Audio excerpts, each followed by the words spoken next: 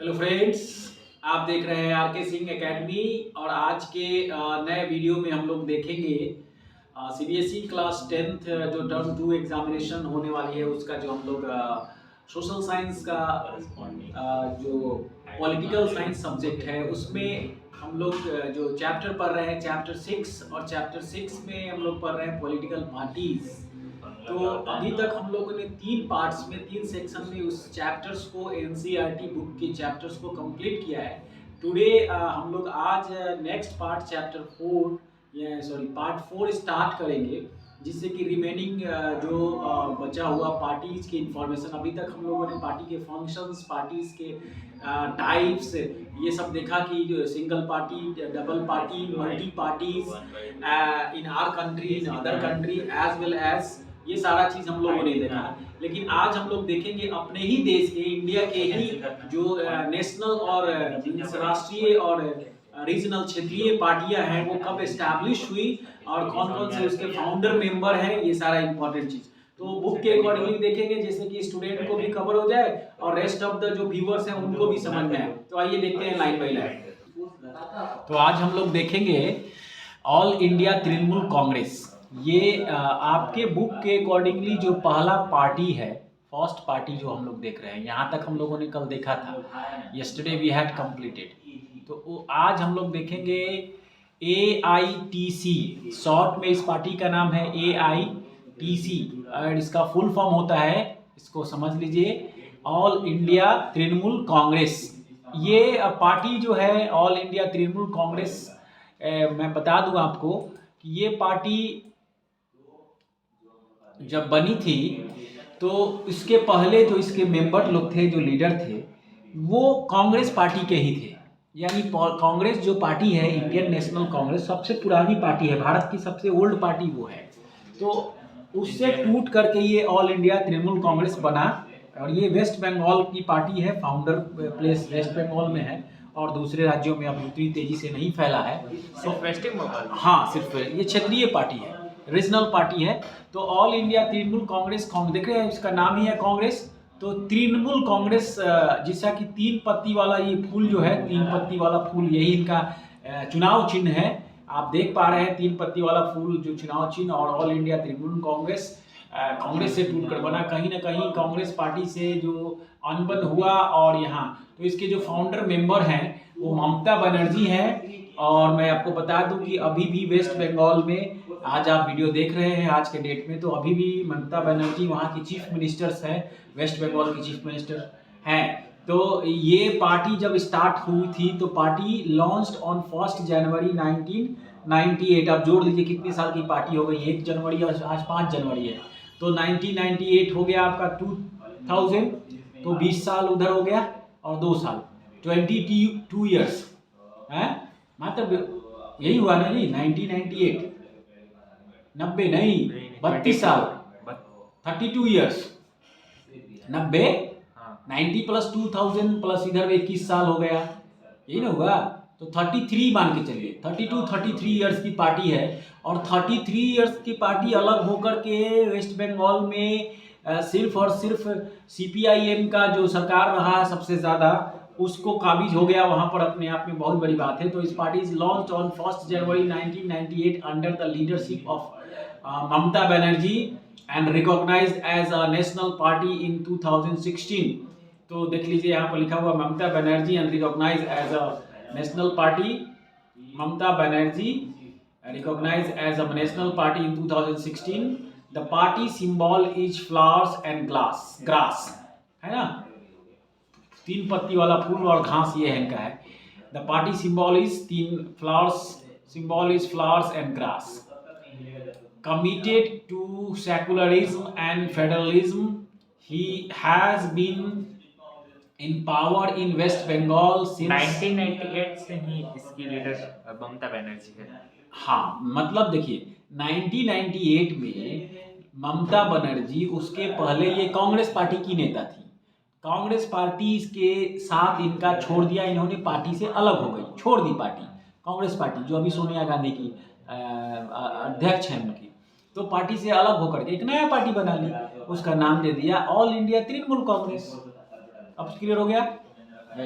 तो अब ये कब अलग हुई, और पार्टी अलग कभी भी हुई, 2-4-10 दिन पहले आगे हुई होंगी, लेकिन पार्टी का नाम और राष्ट्रीयता घोषित किया, अनाउंस किया 1 जनवरी 1998। क्लियर है? The party symbol is flowers and grass, committed to secularism and federalism. Party का मेन एजेंडा क्या है? स्लोगन है कमिटेड टू सेकुलरिज्म, समाजवाद एंड फेडरलिज्म, संघीय ढांचा। यानी जो हमारा संवैधानिक जो स्ट्रक्चर है, ये इनका ढांचा है कि भाई हम इस पार्टी का, हमारा मोटो है, इसको लेकर हम चलेंगे, हम ज़्यादा से ज़्यादा लोगों को इस पर फोकस करेंगे। The party symbol is flower and grass, committed to secularism and federalism, has been in power in West Bengal since 2011। देख लीजिए कब से पावर में है ये, 2011 से। has been in power in West Bengal 2011। तो 11 से लेकर के 10-11 साल हो गया ना जी। तीसरी बार वो सीएम बन गई, 2 बार बन चुकी, तीसरी बार टर्म स्टार्ट है इसका। है ऑल्सो, अभी तो पिछले साल इलेक्शन हुआ है, फिर से बनी। Also has a presence in Arunachal Pradesh. और कहाँ ये पार्टी है? उसी से सटा हुआ थोड़ा सा अरुणाचल प्रदेश में भी है, मणिपुर में है एंड त्रिपुरा में भी है। तो ये कितने स्टेट में हो गए? 4 राज्य में हो गए हैं। और मैंने आपको बताया कि पार्टी का जो कल बताया था कि नेशनल पार्टी बनने के लिए कितने स्टेट में होना चाहिए? मतलब 4, मतलब 2 से ज्यादा, 4 राज्यों में उसके कैंडिडेट जीते होने चाहिए। तो 4 राज्य हुआ कि नहीं? Waste Bengal, Arunachal Pradesh, Manipur, Tripura. National party हो गई। हाँ, इसीलिए वो चिल्लाती है बहुत। General election held in 2014। General election मतलब जो इलेक्शन ये हुआ था प्रधानमंत्री के लिए, वो जो होता है जिसमें एमपी मेंबर ऑफ पार्लियामेंट होते हैं। तो जनरल इलेक्शन हेल्ड इन 2014, जो इस 14 में जो हुआ था, उसमें इनकी कितने परसेंट वोट्स मिले थे? गॉट 3.84%, मतलब ऑलमोस्ट 4% तो फुल नहीं कर सकते। And won 34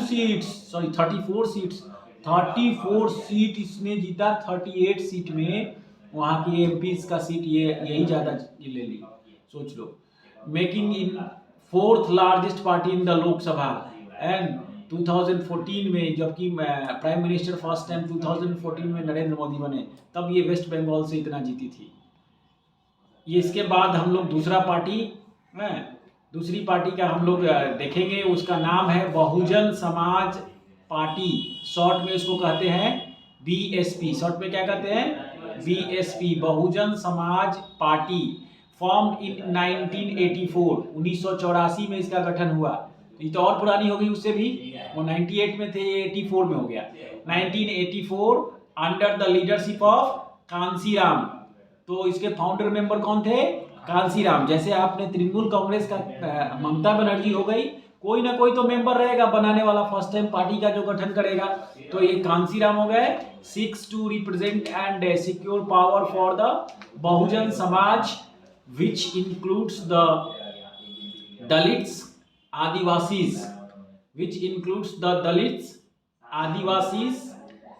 OBCs। OBC का फुल फॉर्म होता है other backward caste, OBCs and religious minorities. तो देखिए इसका चुनाव चिन्ह है एलिफेंट है, हाथी छाप है। बहुजन समाजवादी पार्टी का चुनाव चिन्ह हाथी छाप है। और इस पार्टी का ओरिजिन जो सेंटर है वो है उत्तर प्रदेश है, लखनऊ। ये उत्तर प्रदेश की पार्टी है और धीरे धीरे दूसरे राज्यों में भी बढ़ी थी, फिर घट गई।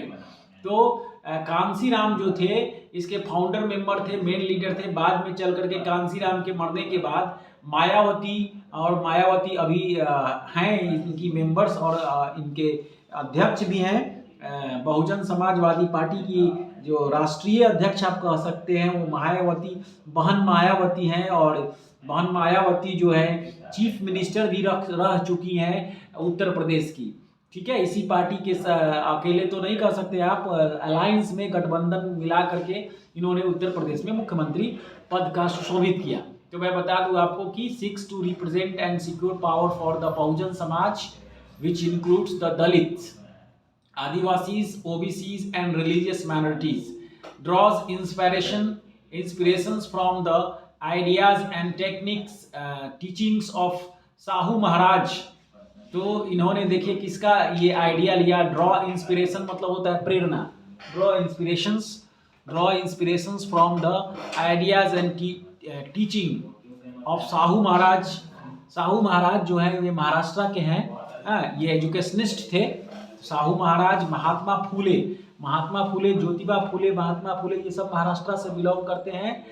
और ये सब एससी कम्युनिटी से आते हैं, शेड्यूल कास्ट और शेड्यूल ट्राइब जो अति पिछड़ा जाति जो कहा जाता है। यानी इन लोगों ने जिस तरह से समाज के उत्थान के लिए जो जो काम किया, इनका काफ़ी सराहनीय कंट्रीब्यूशन है, योगदान है। उसमें ये लोग भी हैं और ये बहन मायावती और कांसीराम का भी अच्छा खासा कंट्रीब्यूशन है।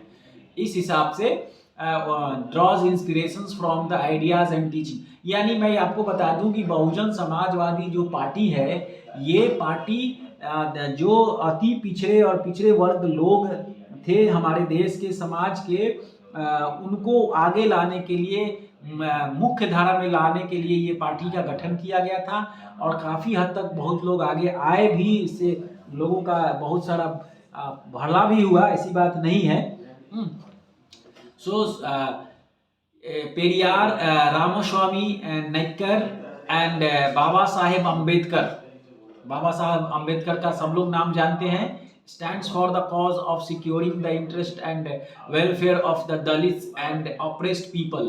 तो ऑप्रेस्ड मतलब सताए गए, जो परेशान किए गए ऐसे लोग, oppressed people. It has its main base in the state of Uttar Pradesh and substantial presence in neighboring states like Madhya Pradesh. neighboring states like Madhya Pradesh, बगल का जो प्रदेश है उत्तर प्रदेश, मध्य प्रदेश, छत्तीसगढ़, उत्तराखंड, दिल्ली, पंजाब। तो कहने का मतलब है कि इट्स अ मेन जो है उत्तर प्रदेश, मैंने शुरू में ही बताया था आपको।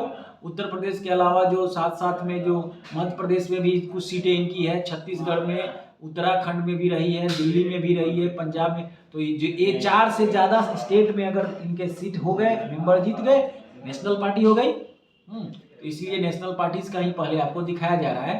Then formed government in Uttar Pradesh several times, बहुत बार इन्होंने सरकार बनाया और बहन मायावती मुख्यमंत्री बनी कांसीराम के जीवित रहते हुए भी, by taking the support of different parties at different times in Lok Sabha election held in 2014। 2014 में लोकसभा इलेक्शन हुआ and it polled about 4% votes but did not secure seat in Lok Sabha. देख लीजिए, ये एक अपने आप में पूछने वाला आपको बात है कि सर तृणमूल कांग्रेस ने 3.84% ही लाया और 34 सीट लाया, और ये 4% लाया, उससे ज़्यादा वोट मिला इसको, लेकिन सीट नहीं विनिंग हुआ। तो इसका मतलब समझ में आ रहा है, जो विनिंग कैंडिडेट जो है, हारने का जो अंतर है वो थोड़ा मार्जिन से रहा होगा, बहुत कम मार्जिन से ये इनके कैंडिडेट हारे होंगे।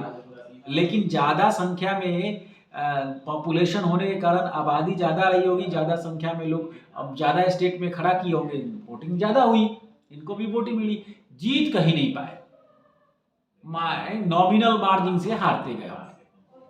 तो इस तरह से आप ये बहुजन समाजवादी पार्टी ये याद रखिएगा। 2 चीज़ें इंपॉर्टेंट है, इसका फॉर्मेशन कब हुआ? Formation is 1984 under the leadership of Kanshiram. इनके फाउंडर मेंबर कौन है ये, और इसका चुनाव चिन्ह क्या है? हाथी छाप। ठीक है, इनका मेन उद्देश्य हो गया। अगली पार्टी है आपकी भारतीय जनता पार्टी है। तो भारतीय जनता पार्टी शॉर्ट में बीजेपी बोलते हैं। चुनाव चिन्ह कमल छाप, फाउंडेड इन 1980। इसके बाद की पार्टी है ये ना, नहीं, हाँ 84, तो ये बात हुई ना, ये 80 है, तो ये 80 है, ये पहले होगी ना, 4 साल इससे पहले, इसके बाद ये, हाँ भारतीय जनता पार्टी पहले हुई, तब जाकर के बहुजन समाजवादी पार्टी। तो founded in 80 by reviewing the erstwhile Bharatiya Jana Sangh. पुराना नाम इसका था 1980 में इस पार्टी का गठन हुआ। पुराना नाम भारतीय जनसंघ था। क्या नाम था? भारतीय जनसंघ। फॉर्म्ड बाई, और फाउंडर मेंबर थे श्यामा प्रसाद मुखर्जी इन 1951। तो श्यामा प्रसाद मुखर्जी 1951 में जनसंघ पार्टी का गठन किया था। कौन सा? जनसंघ। और वही जनसंघ पार्टी बाद में चलकर उसका नाम बदल के क्या हो गया? भारतीय जनता पार्टी। क्लियर हो गया? यानी पार्टी का गठन 1951 में ही हो गया था। तो ओरिजिनल फॉर्म में अगर बीजेपी की बात करें तो इसका नाम बदला गया 1980 में। Wants to build a strong and modern India by drawing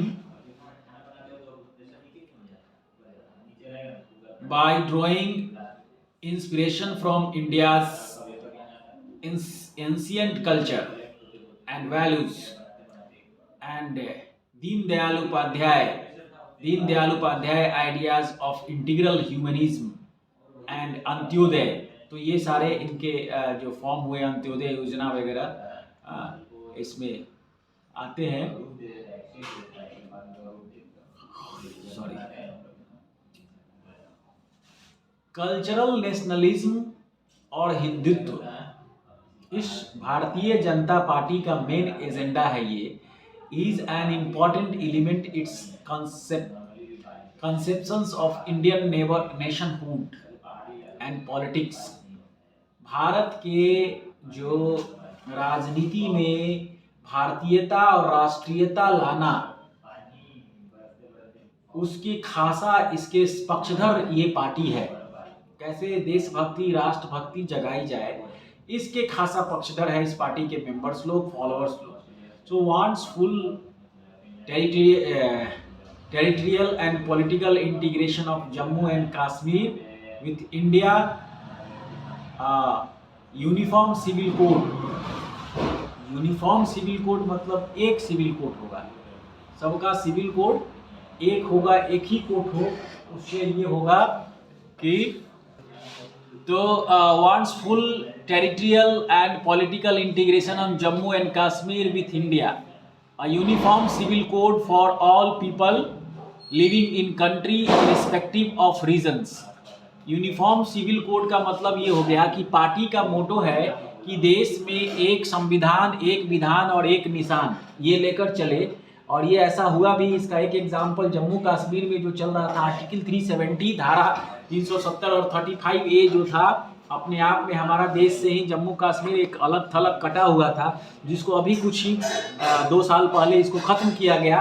और इसी पार्टी की अभी रूलिंग पार्टी की सरकार भी है, इसलिए इनका मेन मोटो था, इनका मैनिफेस्टो में था कि Jammu and Kashmir with India uniform civil code हो, यानी देश के बाकी हिस्से का और जम्मू कश्मीर का भी संविधान, निशान और विधान सब एक हो। और ऐसा हुआ। तो ये पार्टी, हर पार्टी का अपना मैनिफेस्टो होता है, उस मैनिफेस्टो के अकॉर्डिंगली वो काम करते हैं। यानी मैनिफेस्टो घोषणा पत्र जनता के लिए होती है, जनता अगर उसके सपोर्ट में है तभी तो वो जीत कर आई। तो उस हिसाब से पार्टीज का जो होता है कि उसको एग्जीक्यूट कराना बहुत इंपॉर्टेंट हो जाता है। अगर एग्जीक्यूट नहीं कराते हैं तो party, the member, the citizens of India is waiting for the next term, अगले टर्म के लिए इंतजार करते रहते हैं लोग। सो वही बोल रहा है कि living in the country irrespective of the region and ban on religious conversations। It supports base increase substantially in the 1990s। Earlier limit to north and west, उत्तर मतलब Arunachal Pradesh, Nagaland, Sikkim, Manipur, Meghalaya, Tripura, Assam, these are the places also cutting from our country, ऐसा feel करते हैं लोग।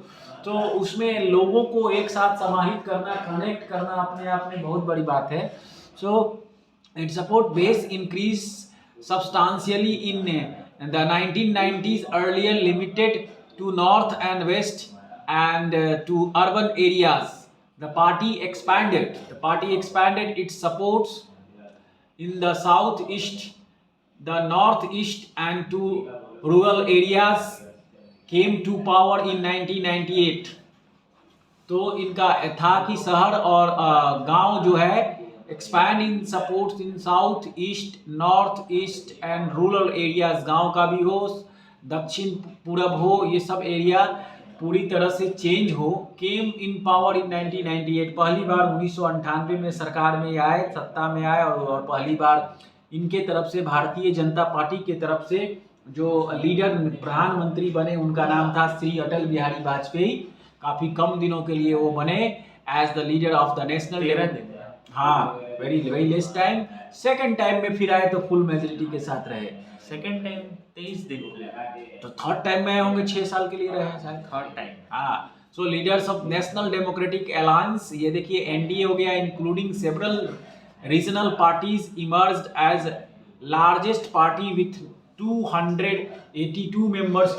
अब देखिए सबसे बड़ी पार्टी उभर के आए 2014 के लोकसभा इलेक्शन में, emerge as largest party with 282 members in the 2014 Lok Sabha, यानी 2014 में 282 सीट चाहिए, कितना 272। सरकार बनाने के लिए मैजिक नंबर 272 है और इन्होंने 282 ले ही आया, तो इसको फुल मेजोरिटी के साथ। And currently leads the ruling NDA government at the centre, और अभी सेंटर में प्राइम मिनिस्टर दोबारा से फिर से 19 में भी ये जीत कर आए और प्रधान उनसे ज़्यादा सीटों से 350 के आसपास सीटों से जीत करके आए। तो ये इस पार्टी जितनी कमजोर पार्टी थी उस हिसाब से देखा जाए तो अभी की स्थिति में काफ़ी स्ट्रांग पोजीशन में बाकी पार्टियों से है। नेक्स्ट पार्टी हम लोग चर्चा करेंगे कम्युनिस्ट पार्टी ऑफ इंडिया, जिसको शॉर्ट में हम लोग कहते हैं CPI, communist Party of India. और इसका चुनाव चिन्ह है देखिए गेहूं की बाली और हसिया। तो formed in 1925, it's party is too old. देख रहे हैं 1925 में ये एक पार्टी का गठन हुआ है। Beliefs in Marxism and लेनिन्स, secularism and democracy. देखिए इसका विश्वास किसमें था, कार्ल मार्क्स का नाम सुने होंगे, दास कैपिटल बुक की रचना की है, और लेनिन का नाम सुने होंगे, लेनिन। तो ये लेनिनवाद, ये जो दोनों नेता हैं ये रसिया से बिलोंग करते हैं, रूस से। और रूस में जो सोशलिज्म एंड सेकुलरिज्म की स्टार्टअप हुआ उसमें ये बताया गया कि कैसे वहाँ पर जो मार्क्सवाद और लेनिन जो है उनकी सोच के अनुसार वहाँ पर रहे।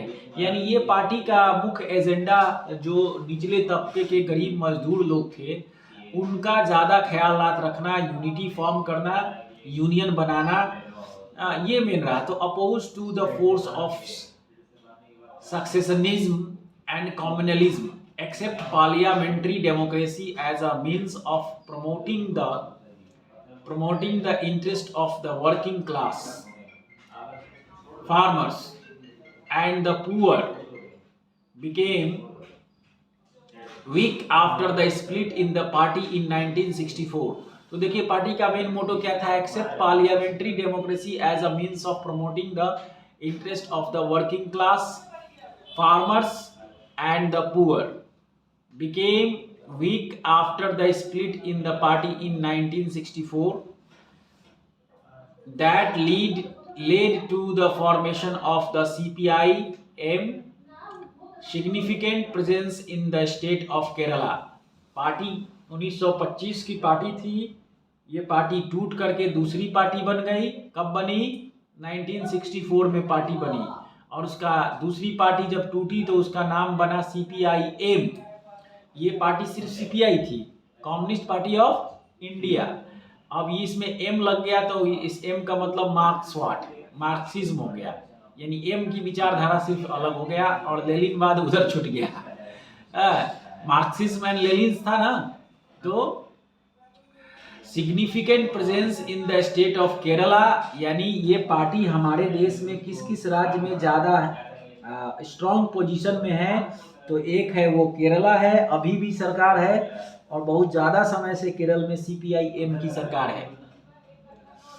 और ममता हट गया, नहीं दोनों है, दोनों पार्टी है। जैसे कि तृणमूल कांग्रेस कैसे है और कांग्रेस भी है, दोनों है। लेकिन CPI-M पार्टी जो टूटा 1964 में, वो पार्टी वहाँ पर रही में CPI-M होकर के। तो वो हिसाब से देखा जाए तो significant presence in the state of Kerala, West Bengal, Punjab, Andhra Pradesh and Tamil Nadu, इस हिसाब से यहाँ पर हो गया। तो ये सारे जो स्टेट हैं ये सभी स्टेट में CPI-M की सरकार रही है कभी न कभी का। और लेकिन अभी मैं बता दूं एट प्रेजेंट केरला में ये सरकार है 2-3 टर्म से है। और ममता बनर्जी के चीफ मिनिस्टर बनने के पहले भी इस पार्टी की सरकार रही है, अच्छा खासा वेस्ट बंगाल में भी लंबे टाइम से it supports based had gradually declined over the years and it secured less than 1% votes in one seat in 2014। स्थिति काफ़ी ख़राब हो गई इनकी। देखिए, एक सीट मिला इनको 2014 में और 1% इनको वोट्स मिला, मतलब 1% जो टोटल वोट्स जो पड़ा है उसका ये परसेंटेज निकलता है 2014 में जो टोटल वोटिंग हुई है। advocates that coming together and of all left parties to build a strong left front। और इन लोगों ने आपस में डिस्कशन किया कि भाई ऐसा ये हो कि एक साथ मिल करके आइए और एक फ्रंट बनाया जाए, इसका नाम लेफ्ट फ्रंट रखा गया। तो ये पार्टी जो सीपीआई पार्टी है, कम्युनिस्ट पार्टी ऑफ इंडिया से टूटने के बाद जो पार्टी बनी, ये है आपका Communist Party of India Marxist M. अब देखिए, इसके चुनाव चिन्ह में थोड़ा सा फर्क आ गया। ये धान की बाली के साथ हंसिया है और ये हंसिया हथौड़ी हो गया, मजदूर वाली एकदम प्योर पार्टी, धान बाल काटो खेती वाली, फार्मर्स प्लस ये द फाउंडेड इन 1964। अभी हम लोगों ने देखा and believes in Marxism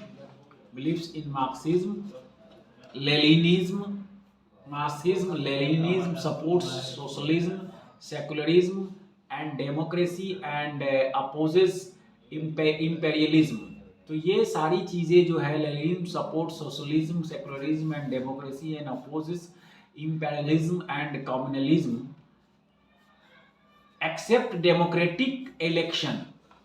democratic elections as a useful and helpful means for securing the objective of socio-economic justice in India।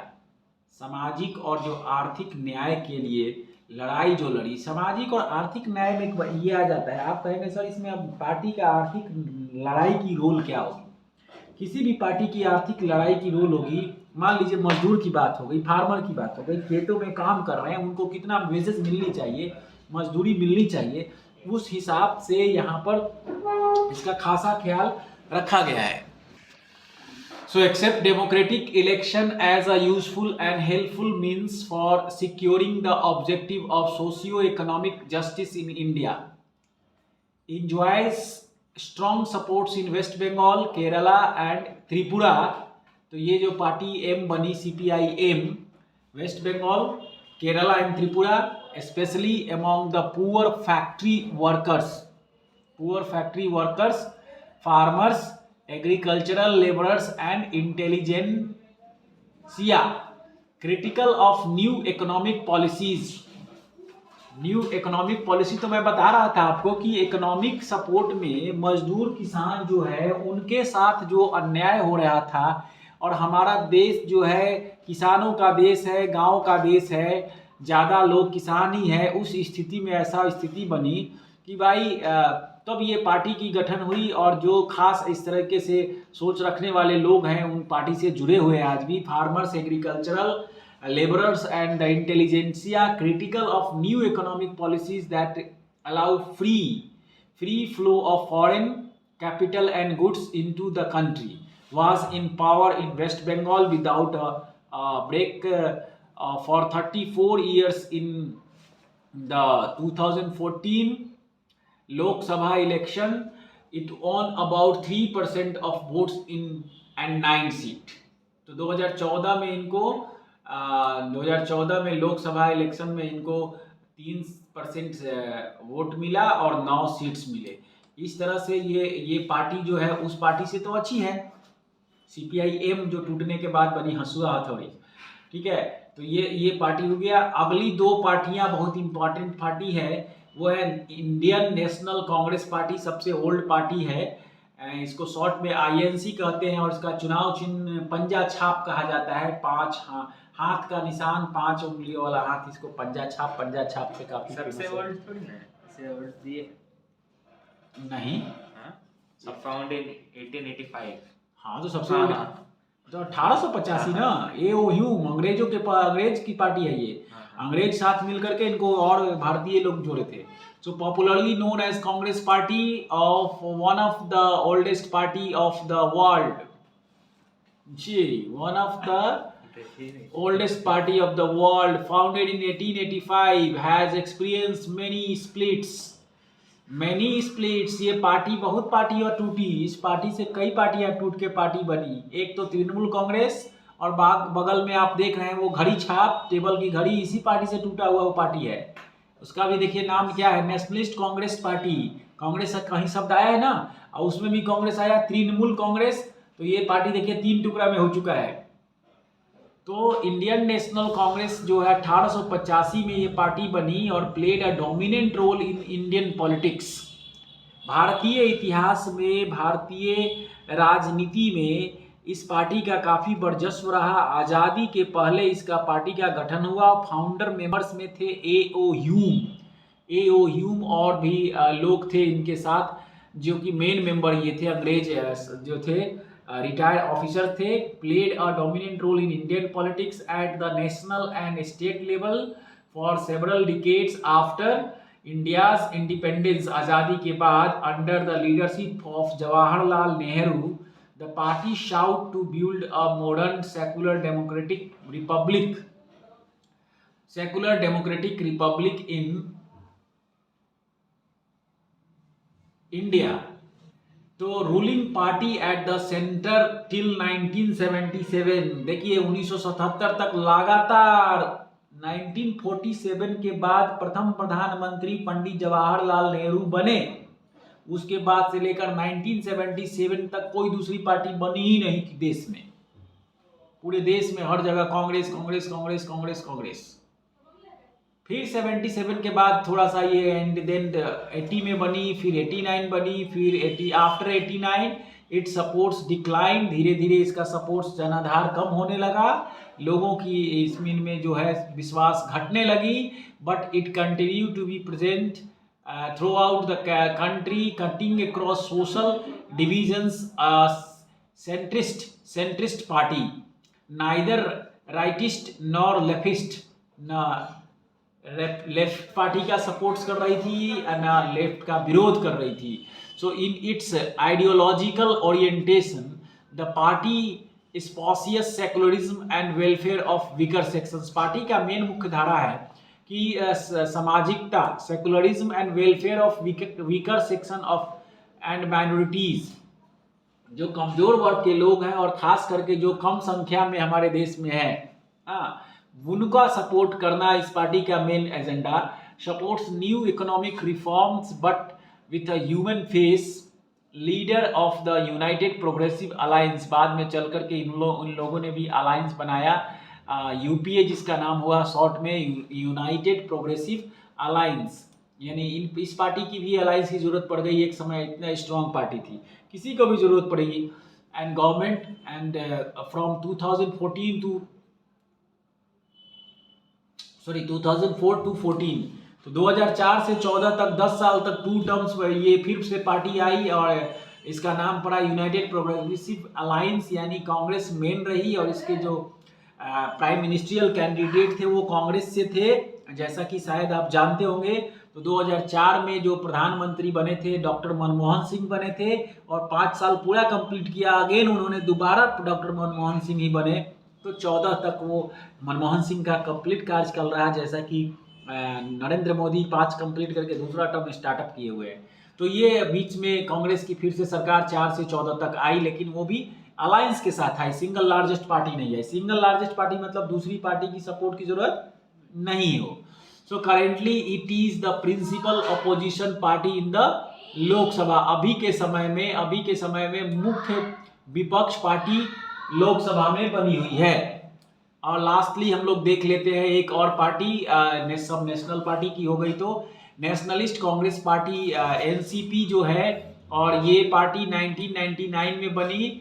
Formed split in the Congress party, यानी अभी मैंने बताया था कि ये कांग्रेस पार्टी से फिर एक टुकड़ा होकर के ये पार्टी का गठन हुआ, जिसका नाम है एनसीपी, यानी बहुत बाद में ये भी टूटा। उसके इनसे टूटने से पहले तृणमूल कांग्रेस टूटकर अलग हो चुका था, बाद में ये बना। और इस पार्टी का चुनाव चिन्ह है, इस पार्टी का चुनाव चिन्ह है घड़ी छाप, टेबल की घड़ी है ये, हाँ टेबल वॉच है ना घड़ी। So espouses democracy, Gandhian secularism equity, social justice and federalism, wants that high offices in government to be confined to natural born citizens of the country। यानी इस पार्टी का जो मेन था कि जो परिवारवाद और भाईवाद ऐसा हो गया था कि ये कहीं गांधी फैमिली का ही क्यों लोग आगे हर चीज़ में रहेंगे, इसलिए इस पार्टी के जो फाउंडर मेंबर रहे हैं उनका नाम है शरद पवार फ्रॉम महाराष्ट्र। उन्होंने अलग पार्टी बना दी इस पार्टी के मेन लीडर रहते हुए, टूट करके एनसीपी। और इनकी विचारधारा जो थी कि गांधी की जो सोच थी कि सबका साथ लेकर के आगे चलना और बढ़ना, ये मुख्य एजेंडा था, इसमें खासा रहा। इसके बावजूद इन्होंने ऐसा नहीं किया। बहुत बदमाश। स्पॉसियस, a major party in Maharashtra and has a significant presence in Meghalaya. देखिए और कहाँ कहाँ है, महाराष्ट्र में तो है ही ये, और अभी ये पार्टी की सरकार भी है महाराष्ट्र में। यानी वहाँ पर 3 पार्टियों की सरकार है, Shiv Sena and NCP and Congress, तीनों मिलाकर के महाराष्ट्र में मुख्यमंत्री पोस्ट का जो कैंडिडेट है वो शिवसेना से है, लेकिन अलायंस बने हुए हैं, ये एनसीपी भी है क्योंकि खास जो पार्टी है यहीं से है। और उसके बाद में भी और भी राज्यों में, महाराष्ट्र के अलावा मेघालय, मणिपुर और असम में भी ये पार्टी के मेंबर जीते हुए हैं। A coalition partner in the state of Maharashtra in alliance with the Congress since 2004, a member of united progressive alliance का भी ये मेंबर रह चुके हैं। तो इस तरह से हम लोग आज कंप्लीट किए पॉलिटिकल पार्टीज में जो नेशनल पार्टीज जो है, ये सारे पार्टियों का with name, with symbols and founder members and date के साथ। तो होप्स हो कि आपको ये पूरे भारत के जो पॉलिटिकल नेशनल पार्टीज है वो समझ में आया होगा। और कल हम लोग देखेंगे स्टेट पार्टी यानी रीजनल पार्टीज जो हमारे देश की है, उस पार्टी का कहाँ कहाँ हमारे अपने उस मैप के, भारत के मैप के माध्यम से समझने की कोशिश करेंगे कि देश के किस किस हिस्से में ये पार्टी सारी पार्टियां बनी हुई है। तो उम्मीद है कि आपको समझ में आया होगा और ये चैप्टर काफ़ी खासा क्लियर हुआ होगा। उसके साथ मैं बता दूं कि कल हम लोग देखेंगे इसके आगे वाले हिस्से को। तो thank you and have a nice day.